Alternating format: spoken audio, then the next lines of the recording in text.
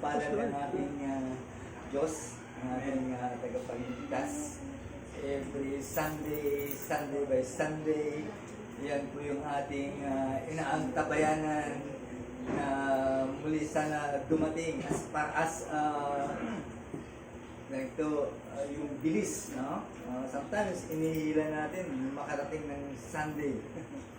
Dahil ito lang yung pagkakataon kung saan tayo po ay corporately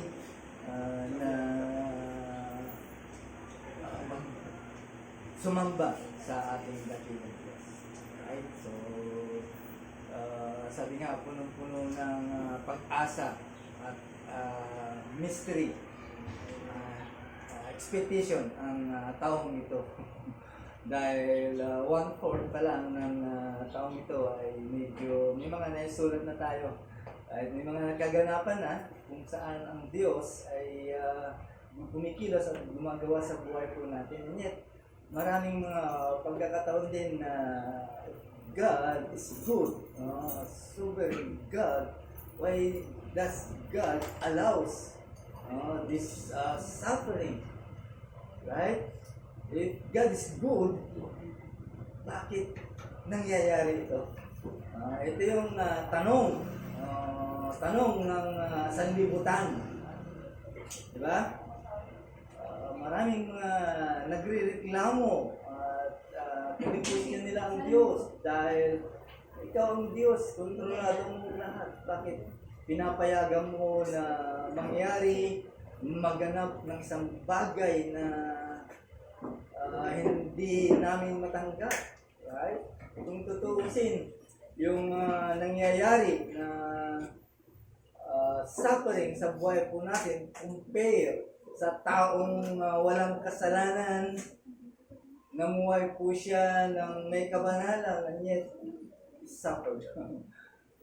kung para sa ating naranasan ngayon. Tandaan po natin mga kapatid, sa ating kapanahunan, through history, ay ang problema po ng kasamahan ay isa pong seryosong bagay, lalo na sa mga pananampalataya ng Kristiyano.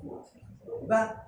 Maraming mga matatalinong mga tao at sa kanilang isipan na ang problema kung ito ay ibig sabihin pumupunta sa mga pananampalataya ng Kristiyano, di ba? Kung ikaw talaga ay mananampalataya at tatanungin ka ng tao bakit ang Diyos mo ay pinapayagan na maganap ang mga bagay na ito, right? Of course, wala kang may sagot. Di ba? Ang sagot natin, bahala ng Diyos. Soberano ang Diyos. Diba, yun po yung kasagutan po natin. Tandaan po natin, those professors of philosophy, ordinary people, ay nararanasan po nila madalas at malalim para sa kanila. Hindi na kailangan magiging sophisticated philosopher ka para maintindihan mo yung realidad na ang isang minamahal mo sa buhay ay nagaganap o nagsasuffer ng matinding paghihirap o suffering, right? Hindi na kailangan maging philosopher ka para sabihin mo na naintindihan mo yung mga pangyayaring bagay masama sa yung mga mahal sa buhay, right? Hindi na kailangan sa kahit ordinaryong tao ay maintindihan mo na. Tandaan po natin mga kapatid, hindi lang po ito argumento. It is a simple cry of heart. Ang puso po natin umiiyak, nagtatanong, why God, a loving God, allow these things happen? Diba? Yan yung sumasagi sa isip ko na, bakit nangyari ito? Samantala, ang Diyos ay mapagmahal. Sabi mo na, Salamat po Diyos sa napakagandang araw. Araw po ng linggo kung saan ang mga lahat na nagmamahal po sa iyo ay narito upang ibigay din po ang kanilang kakayanang magmahal para sa pagsamba at pagpuri sa iyong katakilaan. Salamat po Diyos sapagkat at ng bagay ay tangan mo. Kayo po ang may control ng lahat ng bagay ng soberanong Diyos. Alam po ninyo ang mga bagay na nagaganap po sa buhay po namin, maging sa laman po ng puso po namin ay alam po Diyos. Lalo na po yung nag-uumapaw na pagsamba, pagpapasalamat, tanto ng Panginoon, laman po ng puso po namin. Kaya sa umaga po nito, dala-dala po namin ang aming buong pusong pagpapasalamat sa iyong kadakilaan. Kaya samahan niyo po kami sa aralin ito. Bigyan niyo po kami, O Diyos, ng pusong malambot, kaisipang malawak upang maintindihan namin, O Diyos, ang iyong plano o dakilang plano sa buhay po ng bawat isa. Salamat po sa simbahan po nito kung saan inilagay niyo po dyan para sa ganon, kami po na naghahanap ng katotohanan, naghahanap po Diyos ng makandungan, ay narito sa gitna po namin. Salamat po Diyos. Sampahin ka at purihin ka at pagpaumanin mo din po ang mga bagay na nagawa po namin na nagbigay po sa inyo ng kalungkutan. Kasalanan ni Diyos na hindi po namin sometimes maiwasan. Subalit dahil sa inyong mapagmahal na puso ay handa kang magpatawad to those people kung saan ay handa rin po humingi ng tawad. Kaya salamat po Diyos at yan po ay aming pinagagalak sa oras. Ito po ang dalangin sa pangalan ko ni Jesus. Amen. Okay, para maintindihan po natin at ma-feel po natin ang problema ng kasamahan, siguro naman ay hindi pa kayo nakaranas ng mga bagay na mas mahigit pa na kaganapan kung inyong naaalala yung tinatawag na genocide o Hitler, yung pagpatay ng maraming mga Hudyo. Wala pa sa kalingkingan na naganap sa buhay po natin, di ba? Wala pang ganong nangyari sa buhay po ng bawat isa po sa atin. Kahit kung yan ay babalikan po natin, wala nang kasinsama pa sa ginawa ni Hitler during that time. Right? Nakakita na ba kayo ng isang bata sa kanyang bagong pagsilang ay nagsasuffer po siya ng isang imposibleng sakit at dahan-dahan na siya'y namamatay because of cancer. Nakakita na ba kayo? Diba? Pero marami naman po tayo narinig. Diba? At hindi lamang po yun, mga kapatid. Maraming mga bansa kung saan namamatay ang mga bata because of starvation. Dahil sa gutom.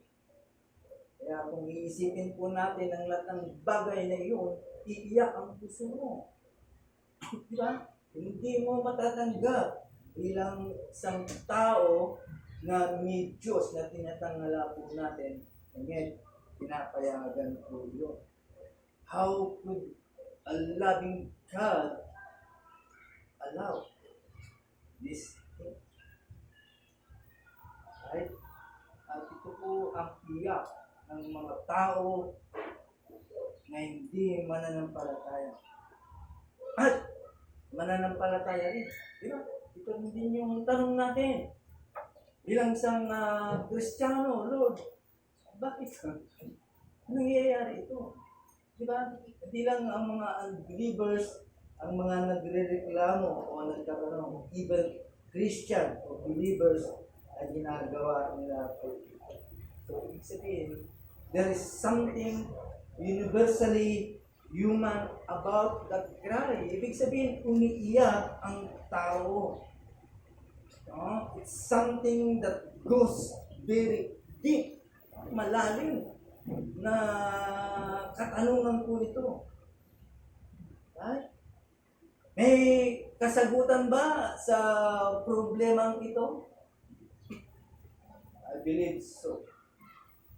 May kasagutan ba na bakit nangyayari ito? Or pwede ba po kayong makonbense na ang Diyos ang nagpahintulot po nito? Pero hindi ko kayo makukonbense dahil siyempre yung isipan po ninyo as a Christian, as a human, still asking why God does these things happen. Siyempre, ay hindi natin naibigan. Pero sana sa pamamagitan po ng banal na Espiritu ay kumilos, magtrabaho para mapalitan ang ating mga puso. At kung ikaw ay hindi mo pa kilala si Kristo, kilalanin mo para maintindihan mo ang mga bagay kung ito. Nakadepende po ito kung ano ang ating isasagot or ano ang klase na isasagot na tatanggapin po natin. Now, kung gusto mong buong eksplanasyon kung saan bakit mayroong kasamaan na nagaganap, bakit nangyayari ito sa sangkatauhan. Diba? Tatanungin ko natin, simple, bakit nangyayari ito? Pero, responsibilidad ba ng Diyos o obligasyon ba ng Diyos para bigyan po tayo ng kasagutan? Obligasyon niya ba na ipakita sa iyo bakit nangyayari ito? Tingnan po natin. Now, ang ating pag-uusapan, it takes siguro kasi hindi naman ito talaga yung topic natin, right? Sa ating Sunday school. Minsan mga isolated topic lamang po ito. Kanyat, mahalaga sa atin. Right? So, siguro, give me 2 Sundays para mapag-aralan po natin. Kaya marami po tayong itatakil. Number 1, the Christian God exists. Kasi yun yung context eh. Tatanungin ka ngayon, talaga ba nag-i-exist ang Diyos mo? Bakit nangyayari ang ganito? Pangalawang tanong, evil exists? Kumikilos ba ang masama ngayon? Tatlo, God will evil to exist? Pinapahintulutan ba ng Diyos na ang masama ay mangyayari? God is sovereign over all the evil in the world. Kontrolado ba ng Diyos sa lahat ng mga masama dito sa sanlibutan? And the ultimate answer to the problem of evil. Now, umpisahan po natin. Kasi dito po mag-start. Kailangan po natin yung worldview at saka yung presupposition. Yung pananaw ng sanlibutan at saka yung belief mo. Diba? Yun po yung doon po tayo tututo. Kaya pag-aaralan mo natin. Kaya makinig po tayo ng maigi kasi nakasalalay po dito ang ating paniniwala. Sometimes, ito yung nangyayari. Kaya ang mga tao, sinusumpa ang Diyos. Nagagalit sila ang Diyos. Tumatalikod sa Diyos. Nagtatampo sa Diyos. Dahil di nila alam kung bakit nangyayari ang gano'n. Right? Before that, bago natin umpisahan ang ating pag-aaralan ay napakahalaga. First, to define what is God? The term God. Ano ba ang Diyos? Sa inyong mababaw na kaisipan. Kung hindi ka nag-aral ng theology o hindi ka nag-aral sa Bible school o walang nagturo sa iyo sa loob ng simbahan, simple lang ang malalaman po natin about God. No? Kaya pasalamat po tayo because God bring us here. Sa mga tao na naghahanap ng katotohanan, dadalhin ka talaga sa totoong simbahan na nagtuturo kung sino siya. Kaya huwag kang basta-basta pupunta kapag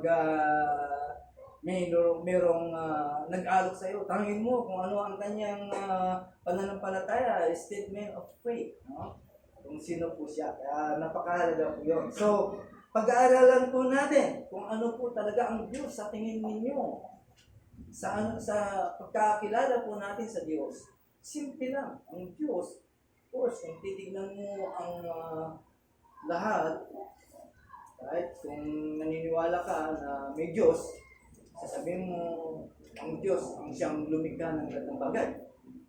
Lahat ng mga nakikita mo, Diyos ang may lalang po niyan. Simpleng, ano lang yon, understanding. Kung pinanong sa'yo, ano ba ang Diyos? Yun, siyang lumalang. Pero, tandaan po natin, bilang isang nag-aaral, okay, ang Diyos ay isang spirito. Bakit? Kasi hindi nakikita. Hindi naman natin nakikita kung anong forma ng Diyos.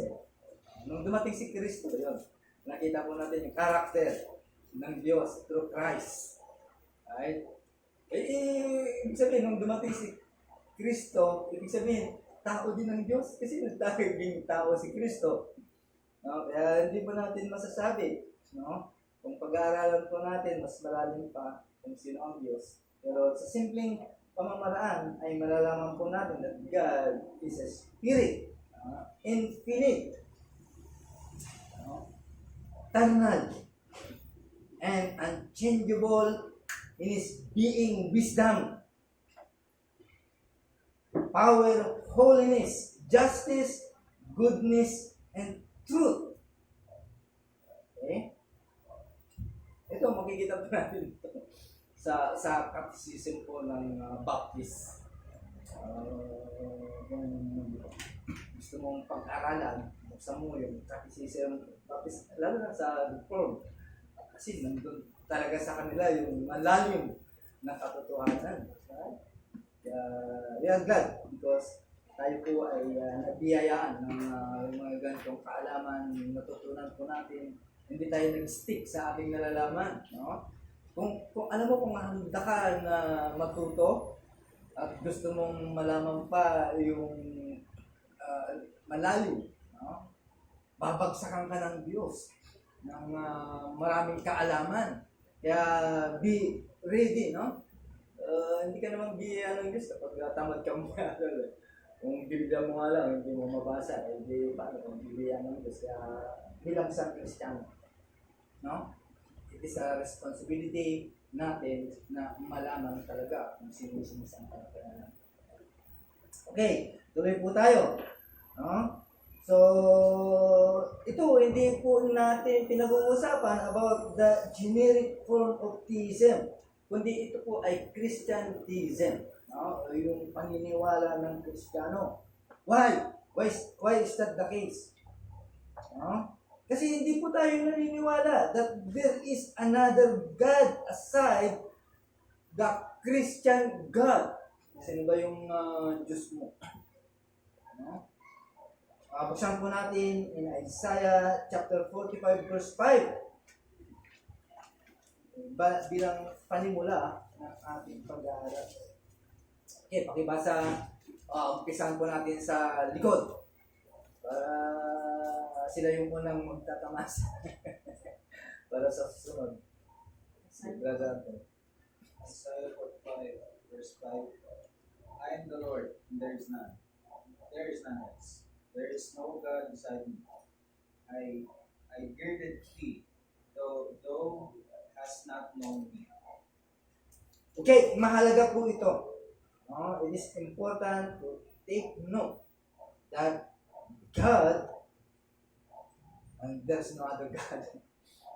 Walang ibang, kasi maraming Diyos kasi. Pag-aaralan po natin yung monotheism. Isang God lang talaga. Okay? So, alam po natin na wala nang ibang Diyos pa, hindi isa lang ang Diyos. So, the question is, ito na yung tanong, why does God allow evil and suffering? Kaya dito, it needs to understand, it requires the world view. Ano kanina, binanggit ko, context, para ma-address po natin ang mga bagay po nito. Kasi hindi mo, walang kapturan yung salitang Diyos, evil. No? Kapag pinag-uusapan po natin ang suffering, it doesn't make sense kung wala ang pananaw ng sanlibutan, no? Sa context na ating pinag-uusapan. Okay? Kaya pag-uusapan po natin yung dalawang bagay about the worldview and presupposition. Yung worldview sa Tagalog, pananaw ng mundo. Yung presupposition, yun yung belief o pagpapalagay. Diba? Yun po yung sabihin. Okay? Ibig lang sabihin, ang worldview, it is the overall view of the world. Overall view of the world. Ibig sabihin, pananaw ng sanlibutan. Ng presupposition. Yung presupposition is defined as the things. Ibig sabihin, ito po ay yung ating paniniwala po natin bago maglatak ng anumang kadahilanan. In other words, proposition are the things that we already believe and assume to be true. Yung paniniwala mo na ikaw bilang isang Kristiyano, naniniwala ka na ang Diyos ay tatlong persona. Okay? So, ina-assume po natin na yan po ay totoo. Okay? Ito, hindi mo ito paniniwalaan sa isang iglap lang. Kahit pagbangon mo o naniniwala hindi ito ay pinag-aaralan. Okay?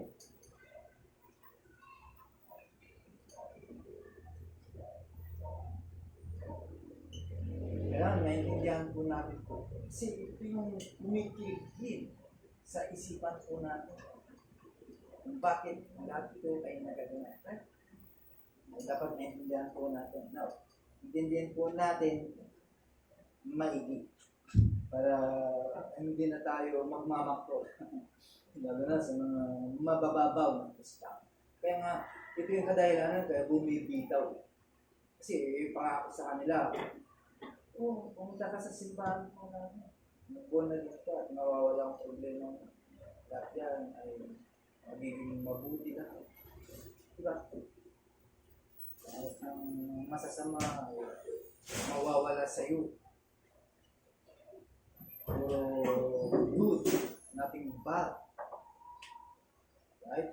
Siyempre, sino ba namang ayaw madaling naagit dahil sa mga ganong pangako. Okay? Kung yun ang ipapangako mo sa tao, dadami talaga mo. Okay? Kasi yung tao, ayaw talaga na mag-suffer. Gusto good lagi. Kaya pumunta sila sa isang good na simbahan. Ayaw nila sa bad na simbahan. Paano ma-define ang good ng simbahan? Maganda din. Diba? Marami silang paraan para pumasok ang tao. Kaya good. Sa ating simbahan, a humble church. Hindi nila po nakikita. Kaya ang tao, ayaw niya, of course. Ayaw nila maranasan. Kaya nga ako naging Kristiyano eh. Ako sasabihin mo, magsasuffer ako kasama sa buhay ba ng Kristiyano yun? Tatanong ka nun. Kaya nga ako naniwala sa'yo because you promised me na wala na akong mararanasan pa. Because magiging kampante ang buhay ko. And yet, hindi ganon. No? Pag ganon po ang ating sinasabi, malamang sa malamang, mapupuno po tayo. Okay? Ang kailangan po natin ay isang tao through the word, through teaching, truth, ay magiging matatag. Aanin mo ang maraming taong pumapasok dito kung hindi naman sila mapuputo. Mas maigi na lang yun. Pupunti kayo, pero lahat po yun. Talagang sagana sa katotohanan at kaalaman patungkol sa Diyos. Never mind. Dahil sa dami nun, baka magkontra pa kayo. Mag-away-away pa kayo sa loob ng simbahan. Kahit kasi hindi sila natuto, hindi nila nalaman ang mga bagay na dapat maganap sa buhay ng isang Kristiyano. Basta ang makita nila, of course, yung kasiyahan at kagalakan, ito po yung kanilang inihintay o hinahanap sa bawat simbahan. Okay? So, tignan po natin kung ano po ang ibig sabihin ng dalawang bagay na pinag-aaralan po natin. Kaya magbibigay po tayo with this non-negotiable things that we as human beings always assumes to be true.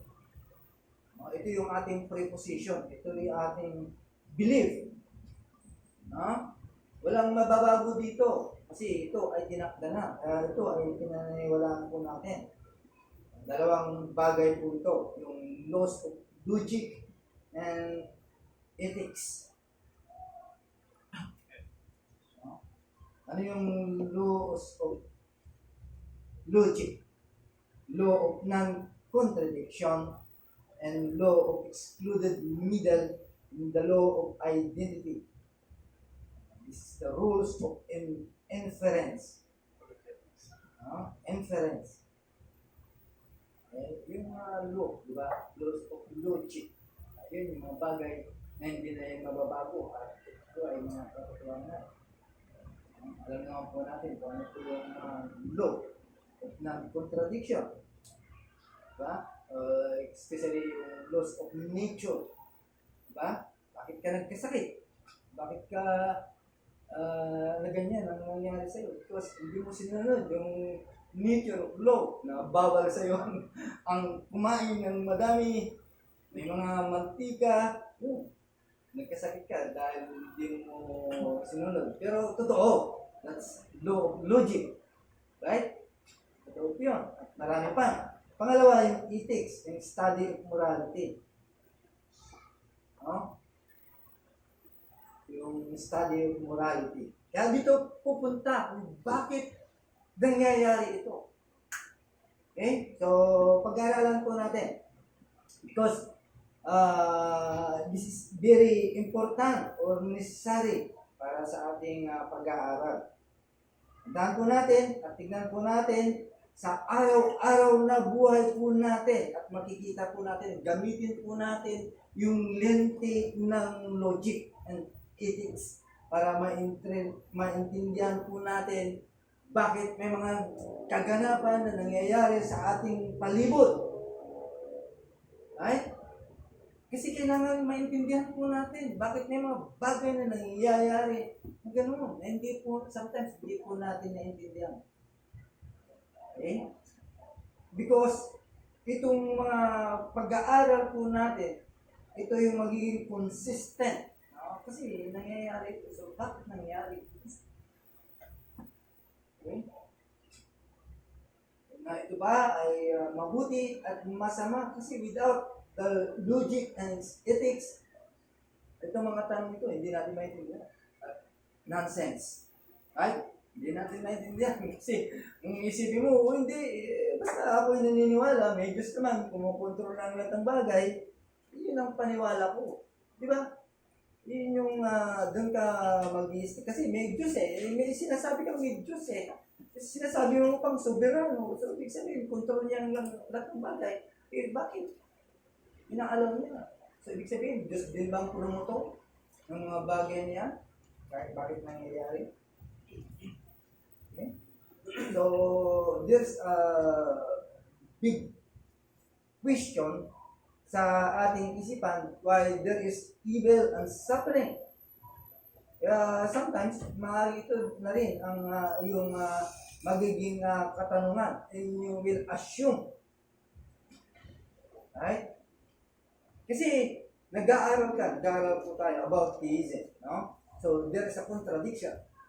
Contradiction kasi ito nag-aaral na tayo, kaya nga sometimes maraming mga Kristiyano hindi nakakatawid because sa kanilang pag-aaral, of course, limitado lang ang kanilang limitado lang ang kanilang thinking, nalalaman. Kaya problema sa mga bagay na gano'n.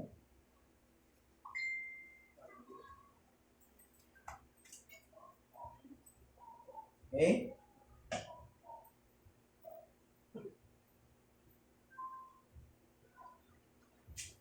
Maaaring ito ang tanong. Aminin po natin. Until now.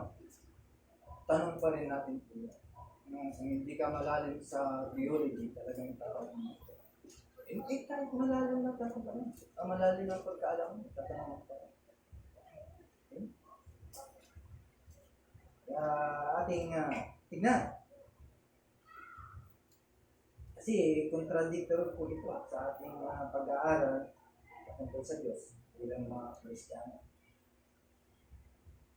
Una, no? There is an emotional problem. If a good God knows and sees everything, kung ang Diyos ay mabuti at nakikita niya ang lahat ng bagay, how can He allow such pain and suffering in this world?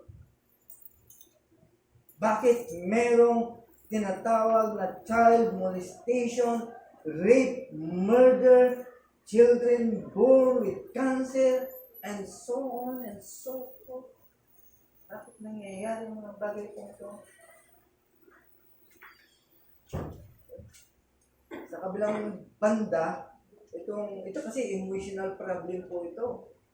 Ito po yung nagigising sa puso po natin. Right? Pumapasok po lang. Sometimes we tend to forget it. Diba? Pabayaan ko na lang. Hindi ko namang problema po yan. Pero kumikikil pa rin sa ating isipan. Diba? Ano na, kapag ang isang tao ay masyado siyang emotional. At totoo po ito. Ang taong emotional, in times comes, at nakaharap po siya ng ganyang mga issue at problema sa mga bagay. At ito po ang magbibigay sa iyo. Pag deeply emotional ka, tatanungin mo. Pero kung babalikan po natin, at iisipin po natin, ang mga ganitong kasamahan ay matagal na. Ito po ay nagaganap. Wala pa pa nga, nangyayari ngayon, di ba? Old Testament, New Testament, okay? Even in the ancient time, ay nangyayari po ito. Okay? Babalik. Bakit po ito nangyayari? Kaya sila din ay may problema din. And they simply asking why God does allow it. Right? God is absolutely good. Talagang Diyos ay talagang mabuti po siya. Then why there is evil?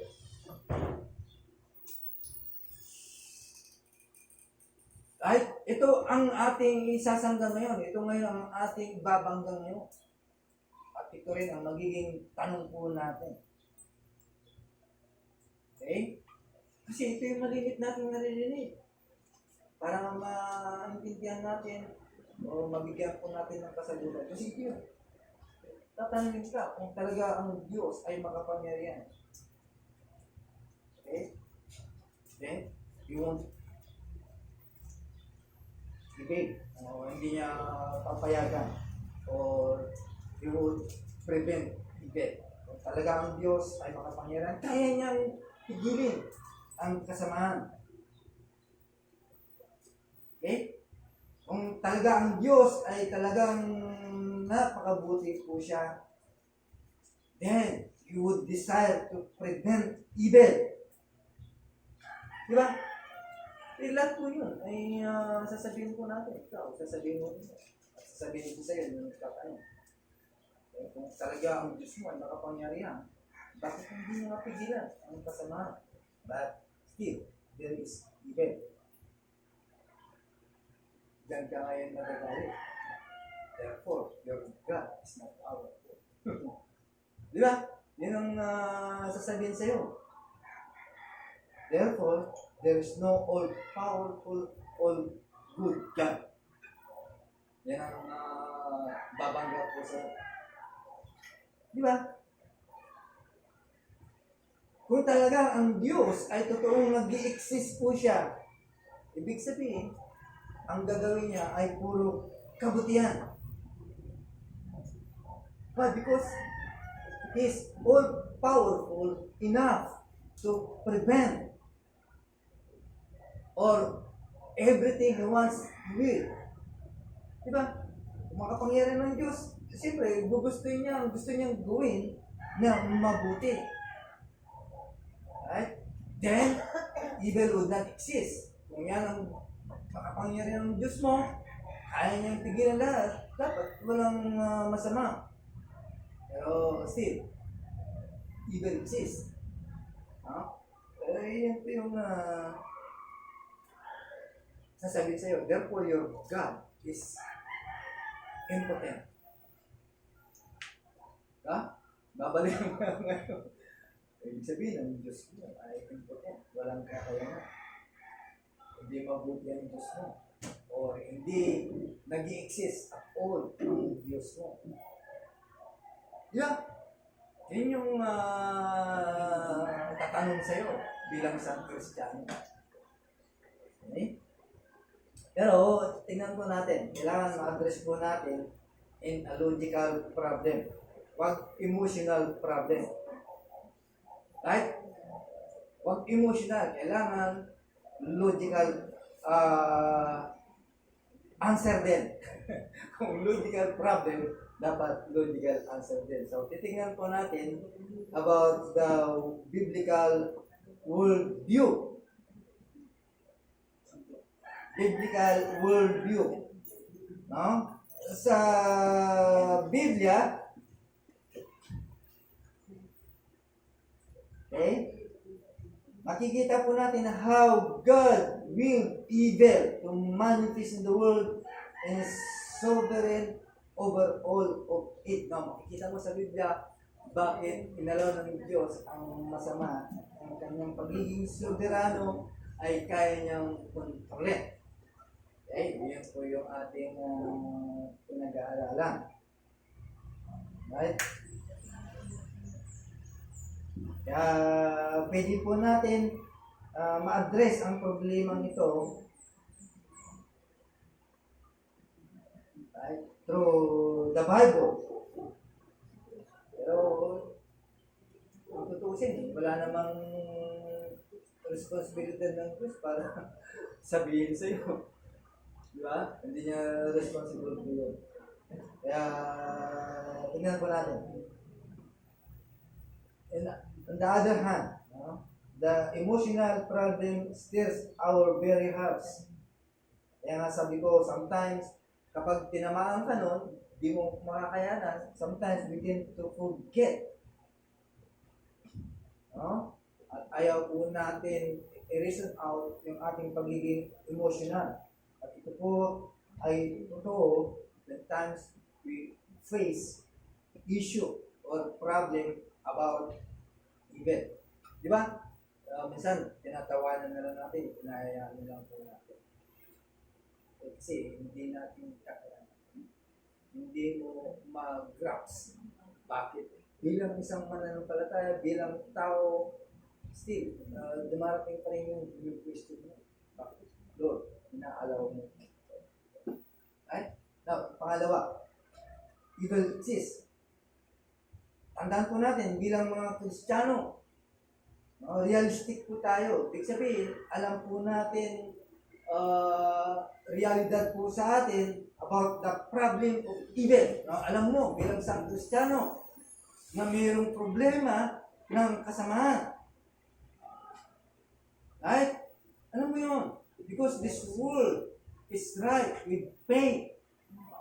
Ibig sabihin, hinog na ang sanlibutan ito ng kasamaan, ng pagdurusa, at suffering. At sometimes, nakikita po natin, it manifests in many horrific ways. Di ba? Hindi natin maintindihan. Ang bira, dati, pag pinatay, isa lang. Ngayon, bargain na. Hindi niyo pa naabutan yun. During the time, ang namamatay, isa-isa lang. Dumating ng year 80s, family na. Dati kasi sumasakay sa bago, isa lang. Tay, ngayon, pamitin mo yan na namamatay. Kaya, tandaan po natin. Bakit? Siyempre, of course, naiintindihan po natin bilang mga Kristiyano kung bakit nangyayari po ito. That man's self-inflicted inhumanity towards each other abounds. Yung kontrahan pa ng bawat isa po sa atin, bakit nangyayari pa yun? Nag-aaway-away ang mga tao. At nakikita naman po natin those random acts sa mga dyaryo. Nakikita po natin yung mga violente na nire-report araw-araw sa news. Di ba? Hindi natin napipigilan po yun. Like hatred, prejudice, rape, murder, thief, child abuse. Lahat po yan ay nakikita po natin araw-araw. Hindi napipigilan kahit mahigpit na ang gobyerno ay nangyayari pa rin. Even country kung saan ay kontrolado nilang tao pero nakakagawa pa rin ng murder o violence. Diba? Sabihin, may problema. Sabihin, violence are universal. Po ay kahit ang magiging kultura mo ay naaabot nito. Right? Di lamang po yun. Mga pasakit pa, mga disease, cancer, lalo na yung cancer. From time to time, maraming namang matay po sa cancer. Diba? At yun. Of course, nakikita natin sa lahat ng mga lugar at hindi natin ipapaliwanag po ito. Ay, mga kaganapan na po yung ay nangyayari. Mga natural disaster, plague, COVID, dumating lahat po yun sa buhay po ng tao. At maraming apektuhan, millions of people, di ba? Through nation, because of earthquake, lahat po yun. So how can the Bible explain of these things? These horror things? Paano may explain po ng Bible? Why does things happen? Why does God sit back? Bakit ang Diyos mo bilang Kristiyano ay nakaupo lang at inaalaw niya ang lahat ng mga bagay na mangyayari po? What do you think? The answer to this problem. Right? Ano ang sagot? Tingnan po natin. Nasa Biblia ang kasagutan po nito. And we can know it. At pwede po natin yakapin at ma-enjoy po natin the moment na makita po natin ang kasagutan na sa Biblia. But first, let's define what is evil. Sa inyo, ano ang turing nyo sa masama? Right? Paano mo nasasabing masama ang isang bagay? Siyempre, kabaliktaran ng good. Kasi ibig sabihin, pag may gumawa ng good at may gumawa ng evil, alam mo na, evil ang ginawa po niya. Pero sometimes, we define evil as the prohibition on good. O, kabaliktaran. Kaya we have to know, kailangan po natin malaman good. No? What is good? And what is evil? Di ba? Kasi kailangan malaman mo yun. Hindi mo masasabing evil yan kung hindi mo alam ang good. Di ba? Kaya dapat i-define po natin what is good. Good. What is good? Good is a standard by which no one can make sins apart from the character of God. Right? Yung mabuti ay isa pong standard po ito kung saan makikita po natin yung character ng Diyos. Right? Therefore, when we are talking about the term good, we cannot fully define it unless we link this term to God. Hindi mo maintindihan ang kabutihan hanggat hindi mo kinukonekta sa Diyos because God is the standard of good. Ngayon, kasi sasabihin sa'yo ng kausap mo, somewhere na nagtanong sa'yo, bakit inaalo ng gusto? So, it's no good. Bad. No? Sasabihin sa'yo, kasi sabi mo, ang Diyos ay good. Pero sa ating pag-aaral, ay ang Diyos, siya yung example o panuntunan ng kabutihan. Kaya kapag nalaman po natin that God is the standard of good, therefore we can know what is evil. Right? Kung nakita mo na ang Diyos ay mabuti at malalaman mo ngayon kung ano yung masama. Okay? Therefore, yan po ay kontra sa karakter ng Diyos bilang good. Tandaan po natin, anything opposite to the character of God is evil. Lahat ng mga kumukontra sa kabutihan po ng Diyos, ibig sabihin, masama. Kaya mga kapatid, it is very important to know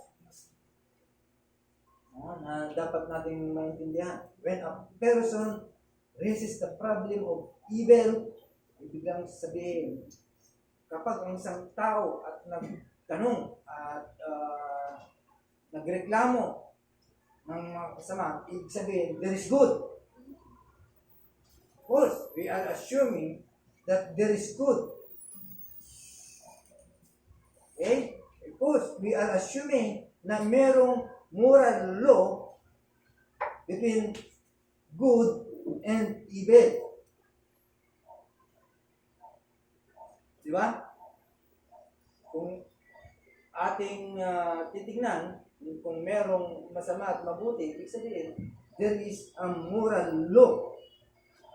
Ibig sabihin, there is a moral law giver. Kasi pagpunta po tayo sa katanungan. Kasi hindi natin ito may bibig, hindi natin pinag-uusapan connected mga bagay sa ating tabi. No? Okay? Because if there is no moral law giver, kung wala ang nagbigay ng moral law, sabihin, there is no moral law. Sabihin, walang masama, walang mabuti. Kasi kapag walang moral law, there is no good. Right? If there is no good, then evil makes no sense. Kasi kung walang batas, ibig sabihin, ang masama ay walang kwenta. Pares lang. Diba? Either good or evil, it doesn't make sense. Kasi walang law, walang moral law. Diba? Ngayon, alam po natin na mayroong masama at may mabuti. Now, tignan po natin para maintindihan po natin ang mga bagay po ito. To understand evil is to take the context of the Christian worldview. No? Kailangan makita po natin kung ano yung pananaw ng mga Kristiyano. There are two categories of evil. Merong dalawa na kategorya ng evil. Una, yung natural evil. Ano yun? Ano yung mga natural evil? Yung mga disaster na nagaganap. Katulad ng flood, famines. Di ba lahat yun masama? Masama po yun. Okay? Masama lahat po yun sa ating paningin kasi maraming nadidisgrasya, maraming naapektuhan, maraming namamatay. Kaya masama. That is natural evil. Ibig sabihin, nangyayari yan. Natural lang yan. Diba? Sometimes, natural lang talaga yan. Nangyayari. Pangalawang evil is moral evil. Okay? Ito ay nasasakop kung saan ay po yung willful acts. Yung kagustuhan mo na mangyayari na paulit-ulit ng isang tao, ba? Kapag ikaw ay pumatay, gusto mo ulit pumatay. Ibig sabihin, willful mo yun. It's your willful acts. Bilang isang tao. At siyempre, murder, rape. Okay? Yun po yung tinatawag na moral evil. So, natural evil. Ibig sabihin, yung mga kaganapang ito ay hindi na natin sakop yun. It's outside us. Okay? Kasi merong mga natural evil na matatawag na hindi evil po ito. Okay? Sabihin, this is not a moral evil. No? Yung natural, hindi rin natin matatawag moral. Very significantly, no? Yung pain and suffering sa sanlibutan ay hindi po ito gawa ng isang tao o intentionally, right? Yung natural, hindi ito kasalanan ng tao, but yung moral evil, because of their neglect responsibility, ay ito ang nangyayari. Ikaw, responsibilidad mo, tulad niya. Sa likod namin, responsibilidad ng may-ari na putulin yung puno na malaki, napabayaan, natumba, nag-disgrasya. Responsibilidad din niyo. Yung moral evil. So, ibig lang sabihin, nagpabaya po siya. Kaya may mga bagay, because of our responsibility na pababayaan po natin, ay nagkakaroon po ng masama. Right? So, katulad po ng mga bagay na nagaganap. No? Yung mga nakikita po natin sa paligid po natin ng mga nangyayari, ay yan po ay natural. Okay? Outside our control. Yung moral, inside sa ating sarili na. Personal na po natin po yun. Right? Sa atin na yung ginagawa. Okay? Are you there? Itong pag-aaral po natin, hindi pa po basta-basta na sasabihin lang natin, because God allows it. No? So, this is still explanation sa ating isipan. Pinayagan niya pa rin po. Nangyayari. At kaya hinihintay po natin para maintindihan po natin ng mahigit. No? So balik po tayo regarding moral evil. No? Hindi sa personal, ibig sabihin sa atin. No? Ibig sabihin, ito ay intentionally neglecting our responsibility. Christians sometimes call these sins of commission. Alam niyo naman yung tinatawag na sins of commission. Responsibilidad mo pero hindi mo ginawa. Dapat gawin mo. So, sabihin, this is a sin of commission and sins of omission. Yan yung tawag po natin. Right? Yan yung tawag po natin sa mga Kristiyano, sa mga ganitong evil, sins of commission and sins of commission, na dapat gawin po natin pero hindi natin ginawa at pinabayaan po natin na hindi magawa at hindi natin ginawa. No? Ito yung sometimes the consequences ng isang pain and suffering because hindi mo ginawa. Tulad niyan, sabi ng doktor, bumalik ka. Hindi mo na ginawa. Okay? Hindi mo pala alam, may cancer ka na pala. Pinabayaan mo. Ibig sabihin, responsibilidad mo yan. Di ba? Responsibilidad natin po yun. So yan, sometimes, ito yung nagbibigay ng cause of pain, lots of pain and suffering. Right? So moral evils are the things like murder, adultery, rape, theft, racism, exploitation, verbal abuse, and so on.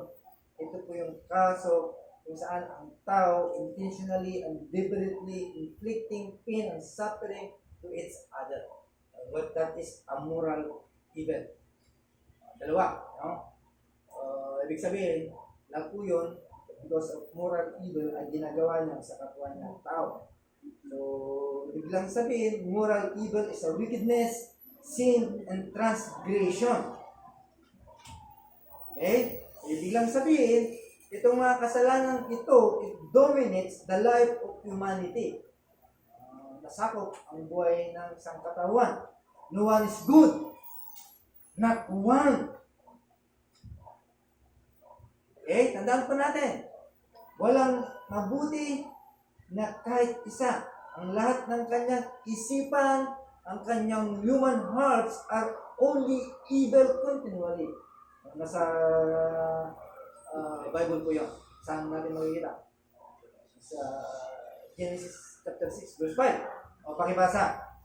Papunta na po tayo doon. Huwag kayong excited kasi masasagot lahat yung mga tanong po natin. Right? Pakibasa. Next. Sa Brother Mole, pakibasa Genesis chapter 6 verse 5. Genesis chapter 6, verse number 5. The Lord saw the wickedness of man was great in earth, and that every intention of the thoughts of his heart was evil continually.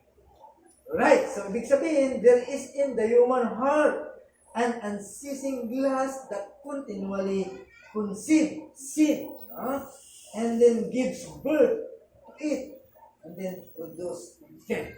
Tandaan mo, bilang isang tao, ang kasalanan ay nandiyan sa puso mo at hindi ito tumitigil at lalong lumalawak at patuloy na nagpuproduce at nagbubunga at gumagawa ng kasalanan at ito ay nanganganak at kamatayan. Okay? Ano oras na?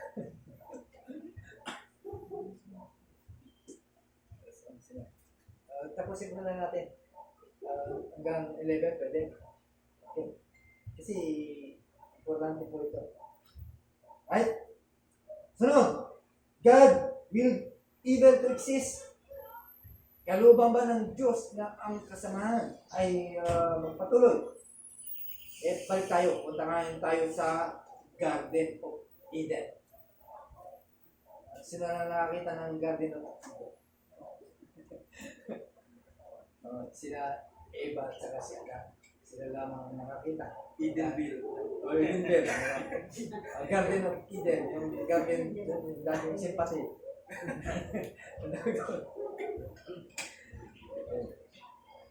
Ito. The Garden of Your Soul. Baptist. Apostolic Heritage Baptist Church. The Garden of Eden.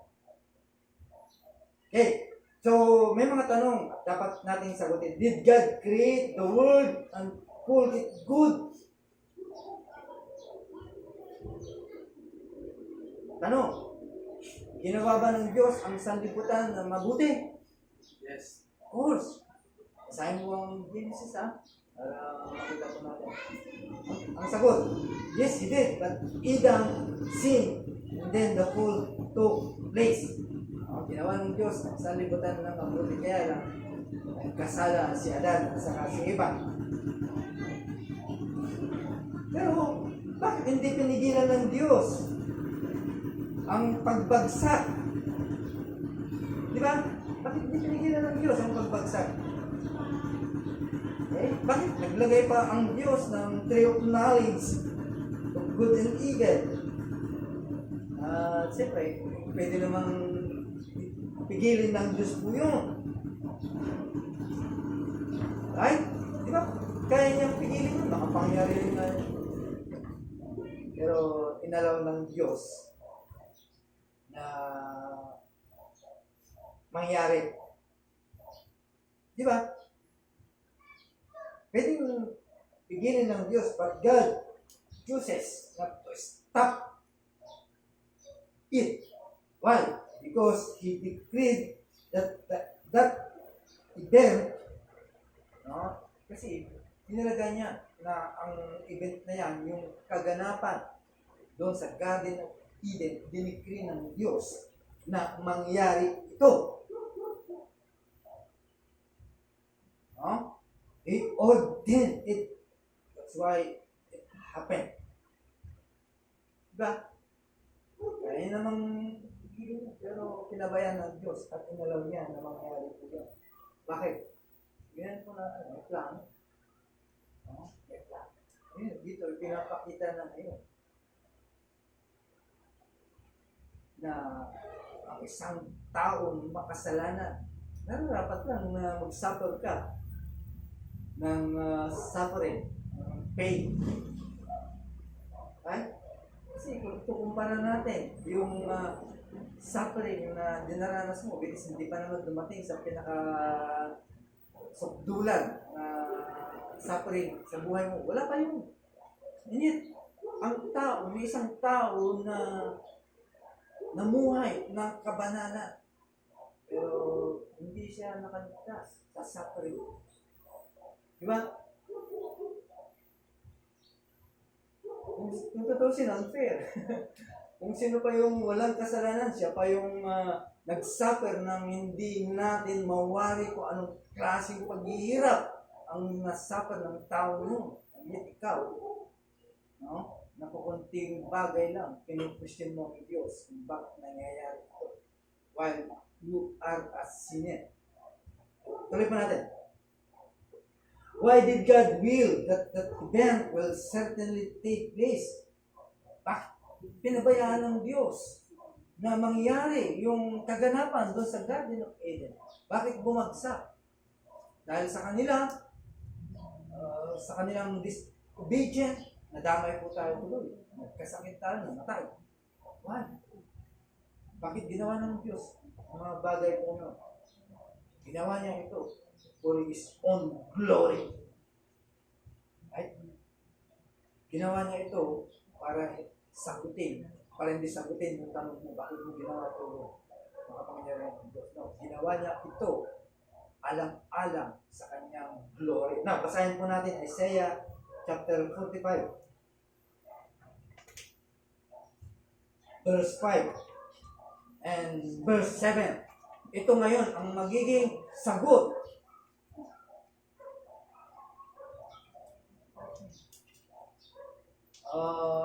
Pakibasa, Brother Mark. Isaiah chapter 45, verse 5 to 7.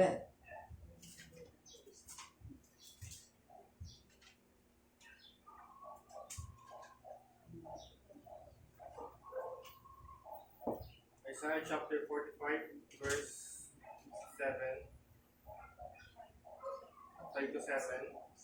I am the Lord, and there is no other beside me, there is no God. I equip you, though you do not know me, that people may know from the rising of the sun and from the west, that there is none besides me. I am the Lord, and there is no other.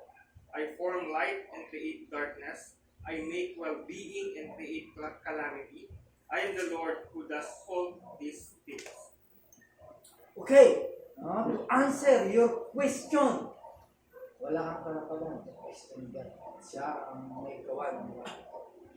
For His glory. Okay?